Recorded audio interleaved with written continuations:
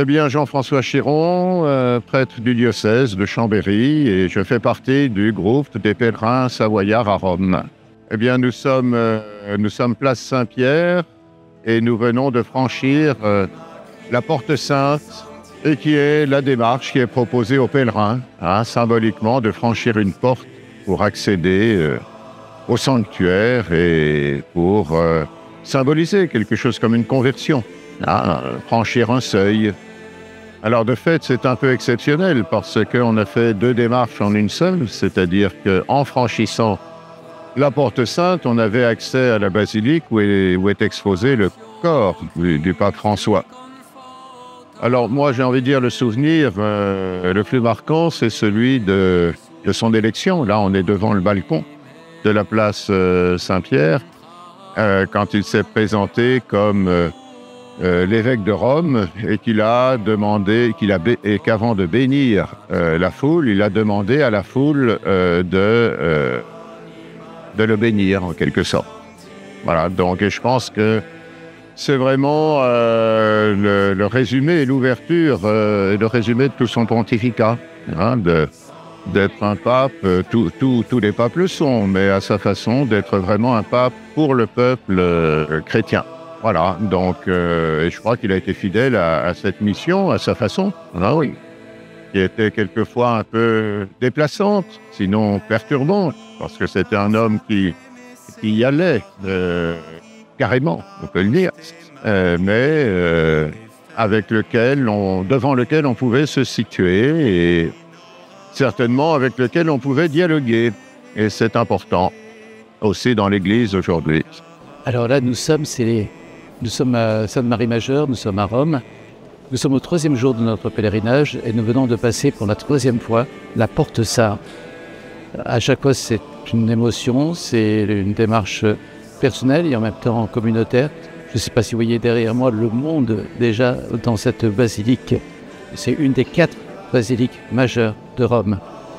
Hier, nous étions donc à Saint-Jean-de-Latran, à la basilique Saint-Jean-de-Latran. Ce matin, nous avons une grâce particulière en nous levant très tôt, puisque nous étions debout dès 6 heures du matin, à entrer dans la basilique Saint-Pierre. Et là, une grande émotion, puisque nous avons pu voir la dépouille mortelle du pape François. Grande émotion, c'était pour le coup en silence, beaucoup de monde aussi, et nous sommes passés devant lui, dans l'action de grâce. Et puis nous avons pu visiter un petit peu aujourd'hui la vieille ville, la ville historique, et nous venons d'arriver avec tous les groupes, donc tous les pèlerins de Savoie, dans cette 3e basilique majeure, Sainte-Marie-Majeure, qui est, pour rappeler juste une petite histoire, elle date du IVe siècle. Elle garde quasiment intacte sa structure. Elle n'a pas trop bougé.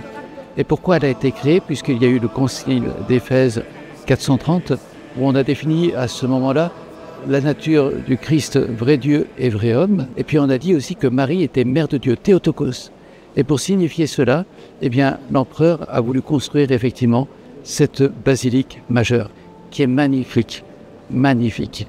Alors effectivement, vous le savez sans doute, donc le Saint-Père, le pape François sera les funérailles internationales, il faut voir le nombre de chefs d'État qui seront présents. Et effectivement, la foule qui commence déjà à venir à Rome, les funérailles auront lieu ce samedi. Et le pape François a souhaité être inhumé dans cette basilique. Pourquoi?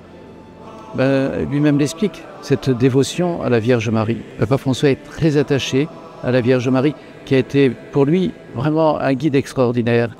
Et puis le pape François, vous le savez, cultive aussi des paradoxes, et il n'a pas voulu être enterré à Saint-Pierre, comme beaucoup d'autres papes, mais a voulu se retirer un peu de Saint-Pierre, comme il a fait d'ailleurs en habitant, non pas dans les habitats épiscopaux, le palais épiscopal de Saint-Pierre, mais en habitant à la maison Saint-Marthe, dans la simplicité. Et je crois que c'est ce qu'il souhaite aussi vivre ici, en venant reposer dans cette basilique, vivre une certaine simplicité, un certain retrait du monde un peu trop agité. Voilà, je pense cela. Non, simplement la joie d'être là. Et mon désir de vous inviter, si cela était possible, au prochain pèlerinage, de venir profiter effectivement à la fois de cette fraternité qui est magnifique, comme il y a à travers les repas. On marche beaucoup, mais c'est éminemment sympathique et c'est merveilleusement bien organisé. Donc prenez le temps de venir la prochaine fois qu'un beau pèlerinage sera organisé. Ce sera pour chacun de nous une vraie joie.